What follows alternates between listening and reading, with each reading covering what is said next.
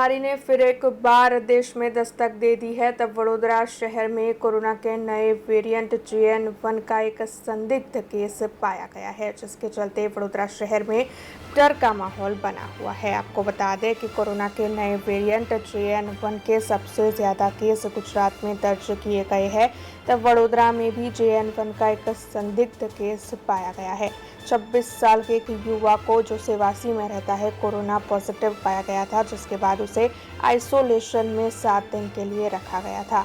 हालांकि आरोग्य विभाग की जांच के दौरान उसे JN1 सैंपल के लिए संदिग्ध पाया गया, जिसके बाद उस शख्स के जीनोम सैंपल को गांधीनगर लेबोरेटरी में टेस्ट के लिए भेजा गया है।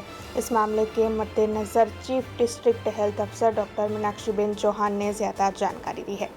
વડોદરા જિલ્લામાં ખાનગી લેબોરેટરી દ્વારા અમને કોવિડનો પોઝિટિવ કેસની માહિતી મળી હતી, જેના આધારે અમારી હેલ્થ ટીમ દ્વારા તેઓની મુલાકાત લીધી હતી અને એમને તપાસ કરતા તેઓને ખાલી શરદી ખાંસી હતા અને રિપોર્ટ કરાવતા તેઓ કોવિડ પોઝિટિવ આવ્યા હતા અને ત્યારબાદ એમના કોન્ટેક્ટમાં આવનાર અન્ય બીજા 15 થી 16 લોકોનું પણ સ્ક્રીનિંગ કરવામાં આવ્યું હતું, પણ એમને કોઈ પણ સાઇન સિમ્ટમ્સ જણાયા ન હતા।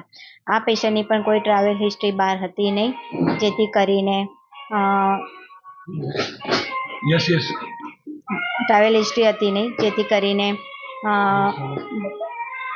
પરંતુ અત્યારે હાલની પરિસ્થિતિ જોતા તમામ કોવિડ પોઝિટિવ કેસને આપણે ગાંધીનગર લેબોરેટરી માટે ફર્ધર જીનોમ સિક્વન્સને ટેસ્ટિંગ માટે મોકલવામાં આવે છે। તે રીતે આ પેશન્ટનું પણ સેમ્પલ ત્યાં મોકલવામાં આવેલ છે। કઈનું પેશન્ટ છે મેડમ? આ સેવાસી એરિયાનું પેશન્ટ છે।